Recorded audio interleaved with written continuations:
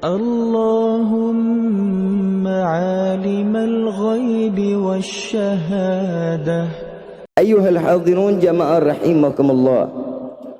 Tidak ada kata yang lebih pantas kecuali ungkapan syukur setiap hamba kepada Allah Subhanahu wa taala. Sebagaimana Allah menggiring setiap hamba yang kita di malam ini Allah jauhkan dari kata kelalaian menjadi hamba orang yang terus ingin beribadah kepada Allah. Yang Allah ringankan langkah kaki untuk menuju rumahnya Allah. Di mana Nabi SAW di dalam hadis beliau mengatakan akan diturunkan hidayah serta rahmat yang tidak ada terhingga, tidak ada batasan daripada rahmat dan hidayah tersebut kecuali orang tersebut didapati dari dalam masjidnya. Dia sujud di hadapan Allah, dia mulai takbiratul ihram. Di situ Allah telah memberikan kewenangan kepada malaikat untuk siapa-siapa orang yang memakmurkan rumahnya Allah, Allah berikan mereka taufik, hidayah, Allah makmurkan rezekinya, Allah berikan keberkahan umurnya, Allah berikan semua yang dibutuhkan di dalam keduniawian ini. Nabi SAW banyak mengajarkan kita, dan Nabi juga memberikan satu peringatan kepada kita. Barang siapa yang diberikan tempat yang begitu indah di akhir zaman, datangnya pada umatku, kata Rasul sallallahu alaihi wasallam, salah satunya ada masjid indah, masjid bagus, tapi tidak Allah turunkan hidayah di dalamnya. Siapa mereka? Mereka yang tidak pernah memakmurkan masjidnya, mereka yang tidak pernah lagi meneteskan air mata di dalam tahajudnya, mereka tidak lagi membaca qiraatul Quran, tidak membaca Al-Quran di dalam masjidnya, mereka yang tidak bersilaturahmi yang berada di dalam masjidnya, mereka itulah masjid tersebut yang tidak diturunkan hidayah oleh Allah. Na'udzubillahi min dzalik. Tapi kita beruntung di malam ini Allah berikan izin kepada kita untuk menuntut ilmunya Allah, menuntut ilmunya Nabi Muhammad sallallahu alaihi wasallam. Lalu di sini akan mendapatkan banyak keberkahan di dalamnya. Orang yang menuntut ilmu, setiap langkah dia keluar dari rumah sampai ke majlisnya, semua dosa kecil maupun besarnya diampuni oleh Allah. Pulang dari tempat ini, dari majlis ilmu, apalagi kita berada di dalam rumahnya Allah, satu persatu Allah turunkan ribuan malaikat untuk beristighfar kepada Allah agar dosa orang tersebut diampuni oleh Allah. Habib, memang ada betapa beruntung sih orang yang hidupnya di majlis. Al-Habib Abdullah bin Husain bin Tahir, di zaman dahulu beliau adalah seorang wali min awliyaillah.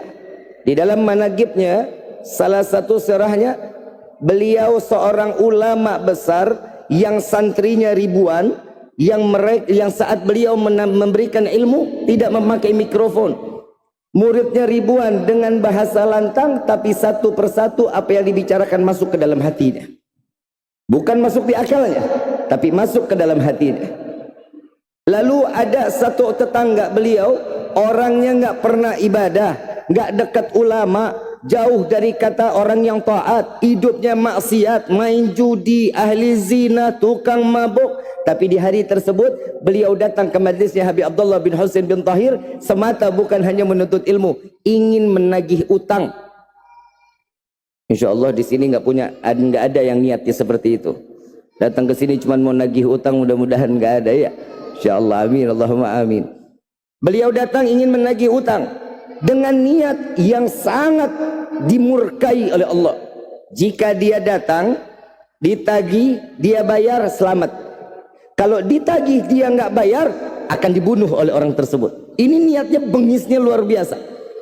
Sampai taklimnya selesai, orang yang dinanti nggak ketemu. Lalu saat beliau sampai ke dalam rumah, keluarganya histeris, nangis luar biasa. Tetangganya tersebut bingung ada apa di dalam rumah si ahli maksiat. Kalau kita bilang ini jagoannya bukan main. Begitu datang ke rumahnya, Ustadz tolongin. Orang tua saya bingung kenapa tiba-tiba dia menggelar sejadah, dia sujud kepada Allah katanya. Lalu orang tersebut, si Ustadz ini tanya, wahai Tuhan, apa yang membuat Tuhan seperti ini? Wahai Ustadz, tolong bimbing saya untuk bertaubat kepada Allah. Ini Ustadz bingung, tiba-tiba dia sujud, dia minta taubat. Cuman datang ke majlis taklim baru hari itu. dengan niat untuk menagih utang, bukan untuk menuntut ilmunya Allah. Tatkala di saat itu Ustadz ini bingung untuk apa dia bisa menyampaikan kepada orang tersebut, beliau datang kepada gurunya Habib Abdullah bin Husin bin Tahir. Tatkala beliau datang, wahai guruku, wahai syekh, wahai Habib, bukankah engkau mengetahui wahai guruku, ada kita punya tetangga orangnya ahli maksiat? Ya, aku mendengar saat ini beliau dalam keadaan sujud kepada Allah, beliau taubat kepada Allah. Ini taubatnya di dalam rumah Habib Abdullah bin Husin sudah tahu. Beliau mengatakan, apa yang terjadi kepadanya tatkala dia masuk ke dalam majlisku, aku melihat Allah turunkan rahmat di dalam hatinya sehingga aku mengangkat dua belah tangan agar Allah berikan hidayah kepadanya. Rahmat Allah diturunkan di dalam majlis ilmu. Rahmat Allah diturunkan di dalam rumahnya Allah. Dengan setiap ibadah yang kita lakukan, dengan setiap hati yang kembali kepada Allah, maka rahmat itu akan masuk ke dalam hatinya. Tatkala di saat itu Allah berikan hidayah sehingga dia mau bertaubat kepada Allah, hanya belajar ibadah cuma 3 hari kembali kepada Allah dalam keadaan husnul khatimah. Ini orang ahli maksiat, ibadahnya cuma 3 hari, begitu dia sujud, selesai sujud gak bangun lagi, matinya dalam keadaan beribadah kepada Allah. Jadi jangan pernah melihat seseorang itu dari bagaimana penampilannya. Jangan pernah memandang seseorang itu dilihat dari mana pakaiannya. Nabi SAW mengatakan at-taqwa hahuna. Takwa itu adanya di sini, bukan di ujung mata. At-taqwa hahuna, takwa itu adanya di sini. Sampai Nabi mengatakan di sini, di sini, di sini, sampai 3 kali Nabi SAW mengatakan. Bib, tanda-tanda orang yang bertakwa yang bagaimana? Orang yang mau nuntut ilmu, itu orang yang bertakwa. Orang yang bagaimana lagi, Bib? Orang yang mau subuh-subuh keluar dari rumahnya jalan ke masjid, ini orang yang bertakwa. Ini masalah solat subuh, solat di masjid. Imam Syafi'i bahasanya memang keras luar biasa. Ini buat ibu-ibu nih, ibu. Bu, ibu dengar saya ngomong, dengar bu. Kata Imam Syafi'i, bu, kalau ada laki-laki yang solat subuhnya di rumah, suruh ganti pakaiannya dengan pakaian wanita. Paham ya bu ya? Ini bukan Rifki yang ngomong bu. Yang ngomong siapa? Imam Syafi'i yang bicara. Jadi kalau besok, kan hari Senin ini, besok hari Senin ya, kalau besok bapak mau berangkat kerja, sholat subuhnya dia nggak di masjid, suruh ganti pakai rok bu.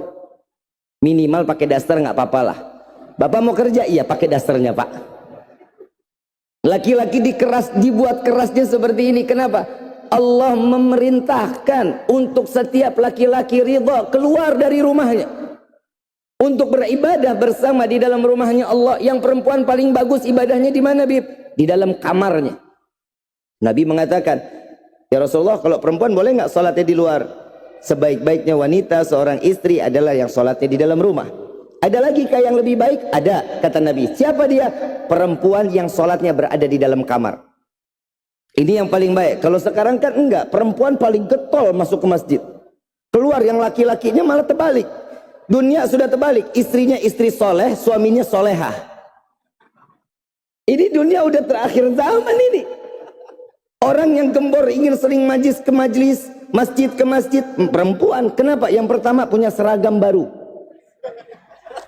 Betul bu ya. Kalau laki-laki mana seragamnya? Nggak ada seragamnya. Panitia itu juga modalnya cuman ada beberapa, palingan 10 baju, itu udah panitia termasuk. Ini yang diajarkan oleh Rasul SAW, maka manfaatkan. Ini dalam yang kita tahu di sini penyelenggaranya, ayo cinta masjid. Masjid itu tempat salah satu di mana hamba yang menangis dan tangisannya dipandang oleh Allah. Orang yang meminta, yang permohonannya dilihat oleh Allah. Kalau kita di rumah ini kan kadang sholat ya Allah, Allahu Akbar, khusyuknya kurang, kan begitu? Kenapa khusyuknya kurang? Kadang kalau udah ngedengar suara istri, ya ngomongin uang lagi deh. Lagi sholat aja masih ngingetin itu. Kadang manusia khusyuknya suka nggak ada.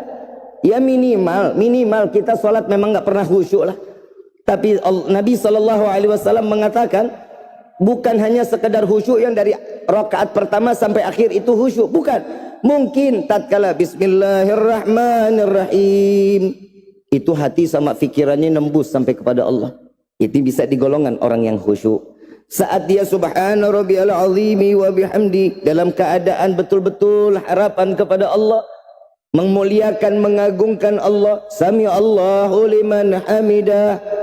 Tatkala dia membaca itu terbesit di dalam hatinya, menyambung kepada Allah, itu termasuk golongan orang-orang yang diberikan kehusyuan oleh Allah. Kita mau khusyuk dari pertama sampai habis, maaf.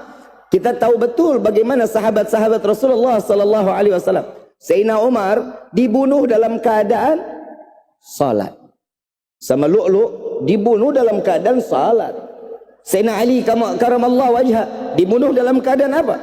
Salat.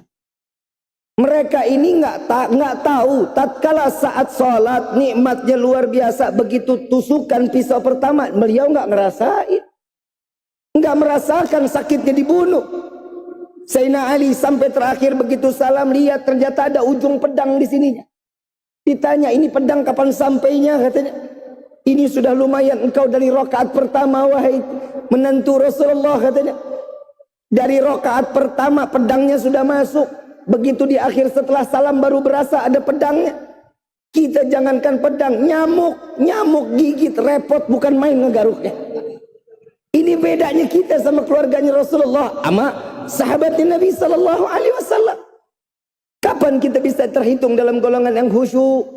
Maaf, Bib, kalau kita lagi salat itu kita ngerasa diri kita ini salat yang terakhir, boleh nggak? Boleh. Sampai Nabi sallallahu alaihi wasallam mengatakan, bayangkan salat kalian ini salat terakhir di dalam hidup kalian. Cari khusyuknya. Tapi bukan berarti dia salat terus sampai ngegerung, nangis. Takut mati. Bukan. Kenapa? Ini akan mengganggu tetangganya. Salatnya akan mengganggu tetangganya. Bagaimana? Orang yang dia takut atas apa yang telah dia perbuat di dunianya, hanya urusan dia kepada Allah. Dia mohon ampun kepada Allah. Dia tahu dosa begitu besar, tapi saat ini dia salat, dia nggak ngerasa pantas untuk sampai kepada Allah. Cucu dari Rasulullah, Sayyidina Ali Zainal Abidin, anak daripada Sayyidina Husain radhiyallahu anhuma, tatkala beliau sedang bersenda gurau duduk bersama sahabat, tiba-tiba terdengar suara azan, Allahu Akbar, Allahu Akbar. Tiba-tiba itu hari juga wajahnya pucat luar biasa. Mendengar azan wajahnya pucat. Bersegera beliau langkahkan kaki masuk ke dalam, kalau kita bilang masuk kamar mandi, ambil wudhu. Sahabat bingung ngelihat keadaan cucunya Rasulullah kok begini, kenapa? Begitu dia keluar dalam keadaan gemetar. Wahai cucu Rasulullah, wahai darah daging Rasulullah, apakah engkau dalam keadaan sakit? Tidak, wahai sahabat. Lalu apa yang membuatmu sampai seperti ini? Tidakkah engkau mendengar, wahai sahabatku, panggilan siapakah ini? Kalau ini bukan panggilan Allah, sumpah aku tidak akan pernah untuk merasakan rasa takut yang begitu besar di saat ini. Apa yang membuatmu begitu takut? Apakah Ali Zainal Abidin pantas sujud di hadapan Allah, sedangkan pingkulan dosa yang hamba bawa di hadapan Allah? Nih lihat, cucu Rasulullah masih ngerasa dirinya itu dosanya banyak. Kita yang dosanya banyak, sombongnya setengah mati. Betul nggak?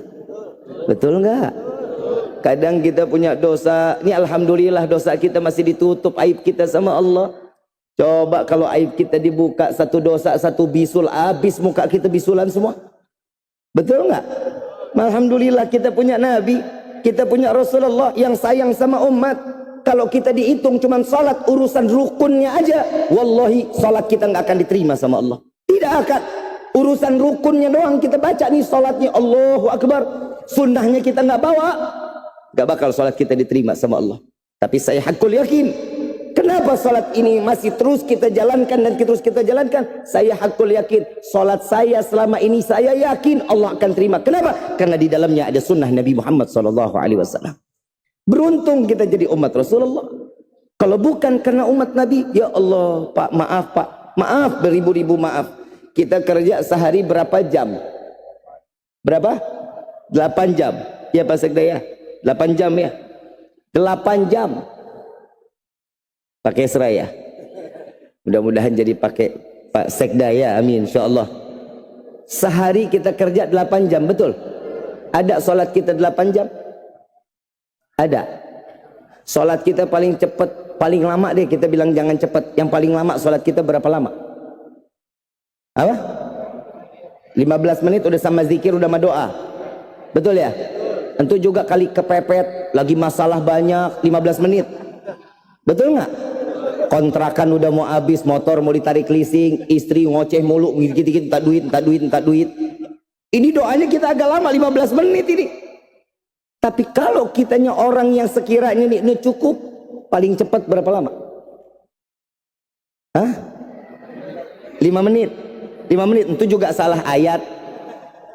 Qul ya ayyuhal kafirun la a'budu ma ta'budun wa la ana abidu ma abattum wa la antum abiduna ma a'bud wa la ana abidu ma abattum wa la antum abiduna ma a'bud wa la ana abidu ma abattum. Terus muter aja. Dia lagi mikir, itu 5 menitnya tuh. Itu 5 menit mikirin ayat ini kapan sampainya ini. Ini banyaknya manusia begitu. Kadang orang yang lupa, dia berpikir kepada dirinya. Ini hati-hati, ini hati-hati. Syaitan itu nggak akan pernah tinggal diam. Nabi Muhammad SAW pernah didatengin sama iblis. Udah pernah dengar kisahnya? Nabi Muhammad SAW, iblis silaturahmi sama Nabi.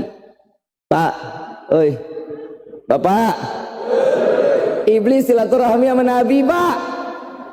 Bapak silaturahmi nggak sama guru-guru, Pak? Oi, silaturahmi nggak sama kiai, sama guru-guru pada silaturahmi nggak? Kapan? Sekarang. Ramadan ingat nggak? Masih bawa bingkisan nggak? Masih pinteran iblis. Iblis masih juga nyanjung Nabi dulu. Wahai Rasulullah, engkau adalah manusia yang suri tauladannya baik. Itu iblis paling pinter nyanjung ini. Makanya kalau orang disanjung kadang-kadang suka mau terbang. Betul nggak? Ya Allah, Tuhan ini Masya Allah baik, dermawan, padahal bakhilnya setengah mati. Ini orang manusia ini paling senang disanjung. Nabi Muhammad bukan orang yang pandai untuk disanjung, salah. Apalagi iblis yang nyanjung. Dia terakhir bilang, ya Rasulullah, saya ingin bertaubat kepada Allah. Percaya apa enggak? Pak, percaya enggak? Iblis mau taubat. Bu, ibu, iblis mau tobat, Bu. Percaya? Nggak ada yang percaya. Iblis datang kepada Nabi mau tobat. Nabi jawab, wahai iblis, laknatullah. Nabi saklek, Nabi kalau ngomong laknatullah, laknatullah. Allah yang memberikan labelnya sih. Wahai iblis, saya mau tanya dulu, ini tahu nggak sih iblis nih kayak gimana? Tahu iblis? Nggak tahu? Apa pernah menjadi sahabat? Apa menjadi sampai saat ini teman karib gitu ah? Besti mungkin. Ini iblis bilang mau tobat, Nabi jawabnya sambil cengir, dicengirin sama Nabi. Mau tobat iblis? Wahai iblis laknatullah, mau tobat ya. Datang ke makam Nabi Adam, sujud. Selesai, tobat diterima sama Allah, nggak perlu ke aku katanya. Apa jawaban iblis? Ya Muhammad, Rasulullahnya nggak dipanggil lagi. Ya Muhammad, Adam masih hidup aja saya nggak mau sujud, gimana sudah mati? Sombongnya setengah mati. Iblis alim nggak? Cerdas nggak? Oh, pernah masuk sorga lu iblis.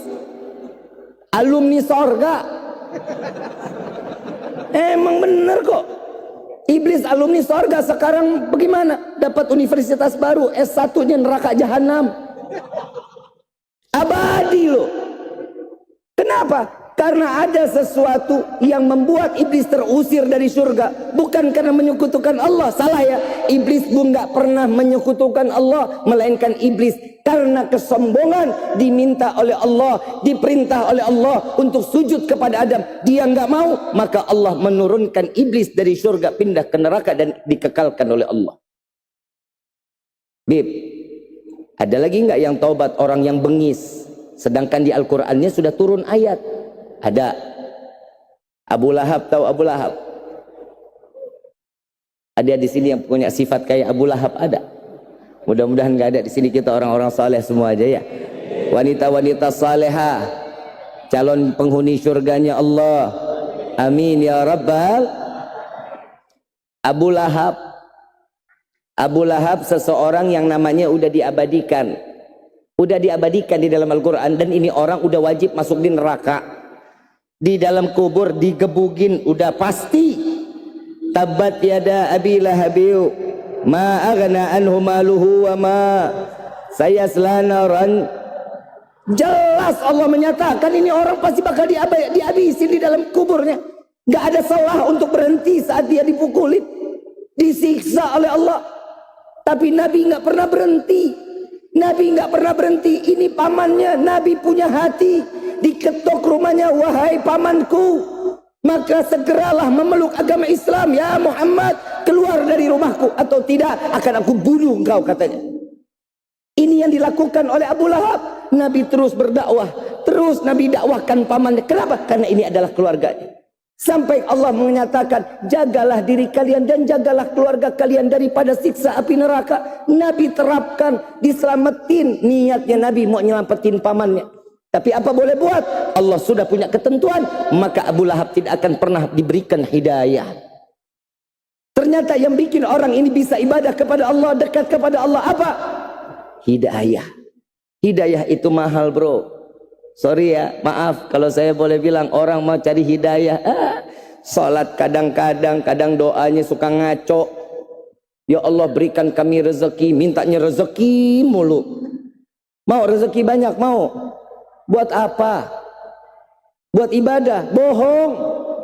Itu karena duitnya nggak ada. Kalau kelihatan duitnya, bapak minta kawin lagi. Ibu beli skincare yang banyak. Gak ada, ini pastinya gak akan ada. Kenapa? Iblis gak akan tinggal diam, ditiup hati kita. Kadang orang minta rezeki banyak. Ini contoh dia, ini malam doa kita dikabulin. Ya Allah berikan kami rezeki yang banyak. Pulang sampai di rumah, buka pintu kamar, ketiban duit. Kaget gak? Kaget gak? Kena jantung, mati. Manfaat rezekinya. Rezeki itu bukan hanya berupa uang. Kita punya suami saleh adalah rezeki. Kita punya istri salehah adalah rezeki. Kita punya anak saleh salehah itu adalah rezeki. Maka manfaatkan yang Allah berikan kepada kita. Mintanya gimana? Al-Habib Ali bin Muhammad bin Husain Al-Habsyi, beliau mengatakan, beliau berdoa, ya Allah, bukan karena kesenangan semata kami ingin masuk ke dalam syurgamu. Ini bahasanya beliau. Kalau saya diajarin sama guru saya, Ki minta doanya sama Allah, minta rezekinya bagaimana? Saya minta, ya Allah berikan rezeki yang halal. Itu saya mintanya begitu. Kata guru saya, kurang. Terus mintanya bagaimana Habib? Saya punya guru Al-Habib Quraish bin Qasim bin Ahmad Baharun. Doanya bagaimana Habib? Nih doanya nih. Ya Allah, berikanlah kami rezeki yang banyak, yang berkah, yang halal, yang tidak akan pernah menjadi fitnah sampai yaumil qiyamah. Ini doa yang diajarkan oleh guru-guru kami. Yang kedua, kadang manusia itu minta, ya Allah berikan kami umur panjang. Mau umur panjang? Mau umur panjang? Yang lain mati, kita doang sendirian mau? Mandi sendiri, kain kafan sendiri, ngegelinding sendiri, nguruk sendiri. Mintanya apa? Ya Allah panjangkan umur kami dalam taat kepadamu, dalam beribadah kepadamu. Ini adalah ilmu atau umur yang manfaat. Kadang kita minta sama Allah doa yang terakhir ini, kadang suka nggak ngaca. Punya kaca di rumah? Punya. Punya cermin di rumah? Punya. Pernah ngaca nggak? Ini doa kita yang terakhir. Ya Allah masukkan kami ke dalam surga. Mau masuk surga? Mau? Mau masuk surga? Punya kaca di rumah? Punya.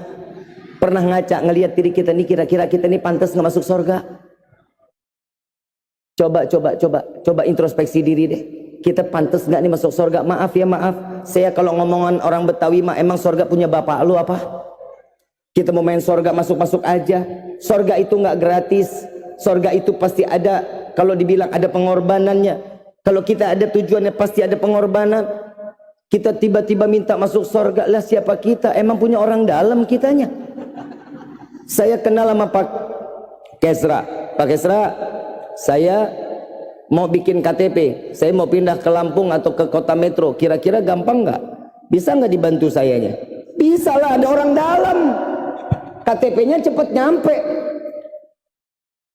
Kita masuk surga, siapa orang dalamnya? Sholat ngaco, ngaji enggak, baca Quran enggak, taklim males, ketemu guru kabur, bukannya cium tangan. Ketemu ustadzah, ustadzah tuh ngapain tuh? Pamer-pamer emas, gelang sampai segitu. Wah panjang banget omongannya.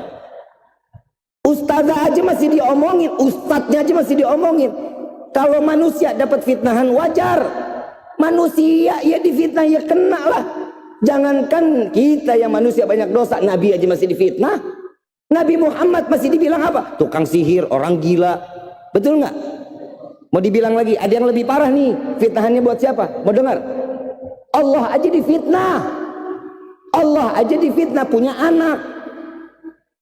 Jangankan kita, Allah sama Nabi aja masih difitnah. Gimana kita? Mau masuk surga mintanya bagaimana? Ya Allah, bukan karena kesenangan semata kami ingin masuk ke dalam surgamu, melainkan ada nama yang berdampingan dengan namamu, nama kekasih yang dia mencintai kami dan kami pun mencintainya. Masukkan kami ke dalam surga bersama Sayyidina Muhammad sallallahu alaihi wasallam.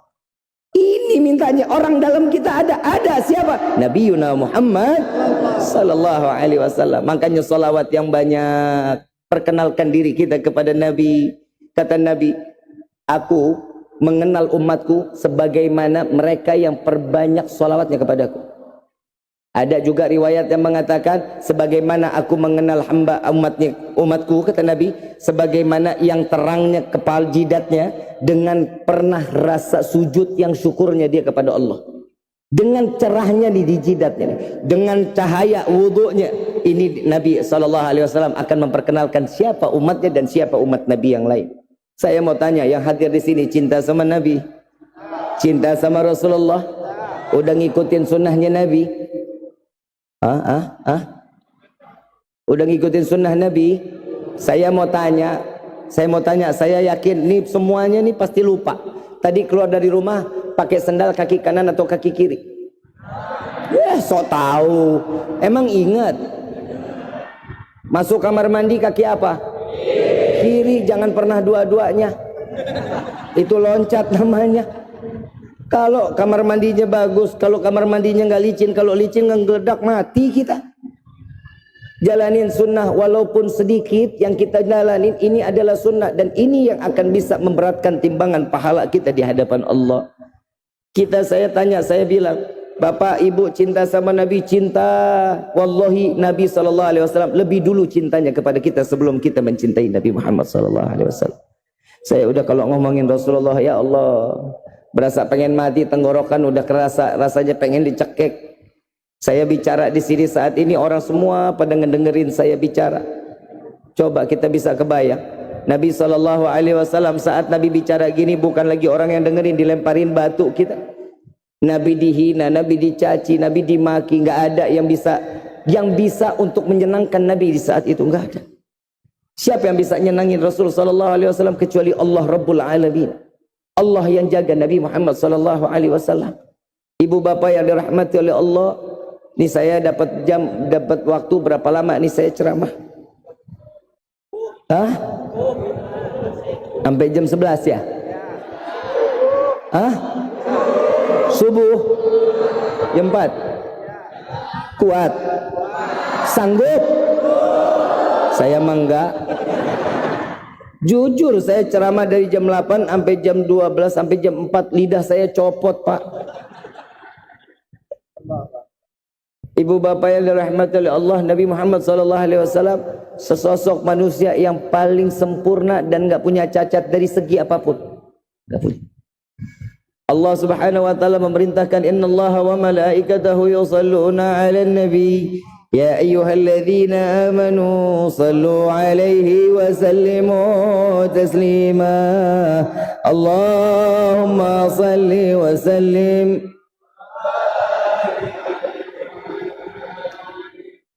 Allah telah membuktikan cintanya kepada Rasul sallallahu alaihi wasallam. Dan Nabi SAW memberikan cintanya semuanya kepada umat Nabi Muhammad SAW. Saya mau tanya, di sini ada yang pernah nggak makan 7 hari 7 malam? Ada? Coba tunjuk tangannya, ada? Nabi SAW sampai detik ini nggak ada riwayat yang Nabi yang kekenyangan selama 3 hari berturut-turut. Nabi nggak pernah ada riwayat. 2 hari Nabi kenyang, hari ketiganya Nabi lapar. 2 hari kelaparan, 1 hari ketiganya Nabi kenyang. Gak ada riwayat Nabi sampai dikatakan kenyang setiap hari, gak pernah. Ini beda sama kita. kalau kita hidup nyari kenyang daripada laparnya. Sampai Nabi SAW, jangan terlalu kenyang. Kenyang itu akan mengeraskan hati kita, akan menjauhkan kita untuk taat ibadah kepada Allah. Tidak akan lagi seseorang akan tunduk kepada Allah jika perutnya dalam keadaan kenyang. Nabi lebih banyak lapar daripada kenyangnya. Kita bagaimana, banyakkan kenyang daripada laparnya. Nabi lebih banyak memikirkan umat. Nabi lebih banyak memikirkan orang lain dibanding harus memikirkan dirinya sendiri. Riwayat banyak menyatakan kenapa Nabi lapar sampai 7 hari. Di dalam riwayat Sayyidina Umar mendengar suara batu, suara tulang yang bergesekan dengan tulangnya Nabi SAW. Padahal itu bukan tulang. Kita udah banyak riwayatnya kita dengar ini. Batu yang bergesekan saat Nabi SAW menaruhnya di pinggang Nabi SAW untuk mengganjal perut Rasulullah SAW. Sayyidina Umar bertanya, ya Rasulullah, apakah engkau sakit? Tidak wahai Umar, aku mendengar ada suara tulang yang seperti tulang beradu ya Rasulullah. Aku dengar daripada dirimu. Oh, itu yang kau dengar bukan tulang wahai Umar. Yang keluar adalah satu batu. Ahli Arab saat dulu tahu satu batu keluar dari pinggang berarti 1 hari Nabi belum makan. Batu kedua keluar, 2 batu Nabi belum makan. 2 hari Nabi belum makan. Batu ketiga Nabi keluar, 3 hari Nabi belum makan. Maka Sayyidina Umar mengatakan, ya Rasulullah, sambil menangis, kenapa engkau tidak meminta kepada kami sedangkan engkau belum makan selama 3 hari? Ada riwayat yang mengatakan 7 hari. Kenapa ya Rasulullah? Jika aku ingin meminta, aku lebih baik meminta kepada Allah ya Umar. Lalu apa yang membuatmu sampai seperti ini? Aku khawatir di akhir zaman ada umatku yang kelaparan selama 7 hari sedangkan aku tidak merasakan kelaparnya. Ini akan menjadi pertanggungjawabanku kelak nanti di yaumil qiyamah. Sallu ala Nabi Muhammad. Sampai detik ini ulama sepakat kita umat Nabi nggak ada yang kelaparan sampai 7 hari. Kenapa? Karena sudah ditalangi oleh Nabi Muhammad SAW. Sudah diwakili oleh Nabi SAW. Kita diberikan oleh Allah segala bentuk nikmat Allah berikan kepada kita. Salat kita tanggal salat, nggak pernah kita dikejar-kejar sama orang. Orang yang mendirikan salat dikejar, dibunuh, nggak. Tapi kita di saat ini salat udah tinggal salat, ngaji Quran tinggal ngaji Quran, nggak wajib untuk menghafalkan, baca dengan Al-Quran silahkan, boleh. Saat kita salat pegang Al-Quran sambil baca Al-Quran silahkan. Jika mereka orang yang ingin menghafal maka hafalkan, jika nggak bisa tidak dipaksakan. Baca Al-Qurannya. Ini adalah salah satu perintahnya Allah, perintahnya Nabi Muhammad SAW. Ibu bapak yang dirahmati oleh Allah, satu waktu saya pernah didatangi oleh salah satu orang tua. Dia datang ke rumah saya, dia bilang, Habib, ini mau cerita dari awal udah sampai di ujungnya aja. Dari awal udah apa sampai ujungnya aja. Dari awal saya hidupnya sendiri di rumah saat itu. Istri saya ke Jakarta, anak saya ke Jakarta. Saya lagi sendirian, siang-siang datang orang umur 72 tahun. Orang tua apa anak muda? 72 anak muda apa orang tua? Begitu dia ketok rumah, saya yang buka pintu. Begitu saya buka, dia tanya, Assalamualaikum, Waalaikumsalam, Habib Rifkinya ada?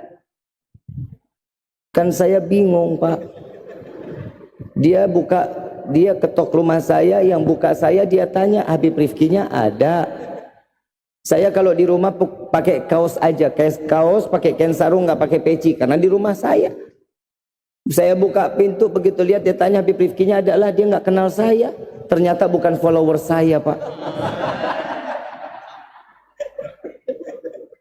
Saya bilang silahkan Pak, saya panggil Habib Rifkinya, saya bilang.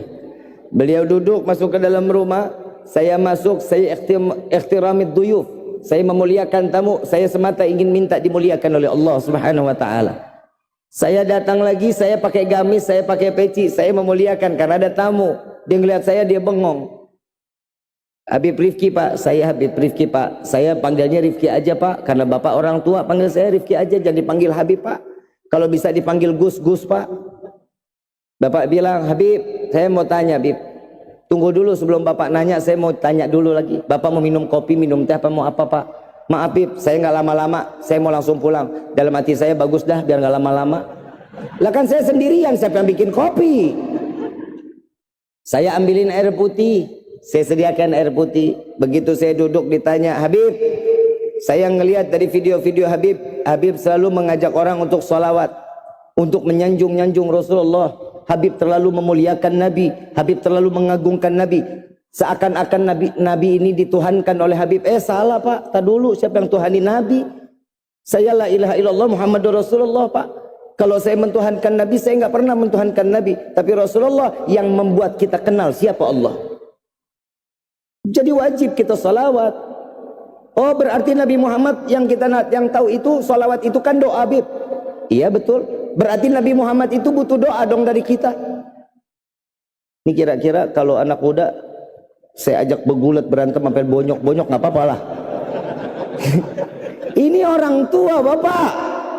Saya mesti dengan adab, saya jawab lagi Pak, doanya itu kembalinya sama kita. Di dalam kitab Ta'limut Ta'lim, orang yang bersolawat kepada Nabi, solawatnya itu masuk dalam golongan banyak solawatnya. Yang pertama solawatnya malaikat kepada Rasulullah, itu berupa istighfar, ampunan, maghfirah. Ada yang kedua solawatnya Allah kepada Nabi, itu adalah rahmah. Ini adalah ini manfaat buat kita. Kalau kita salawat kepada Nabi, mau nggak mau kan kita dapetin tuh dosa kita diampunin oleh Allah, kita mendapatkan rahmat kasih sayang dari Allah, doanya kembali kepada kita. Oh Habib salah, baik Pak, kalau saya salah saya minta maaf, saya bilang. Terus dia tanya lagi yang kedua, Habib kenapa harus Nabi Muhammad yang harus dimuliakan? Banyak sedangkan nabi-nabi banyak, Rasulullah banyak, kenapa harus Nabi Muhammad? Maaf Pak, kita golongan umatnya Nabi. Iya, tapi kan umat Nabi yang lain juga boleh dong kita memuliakan. Wajib kita yakini.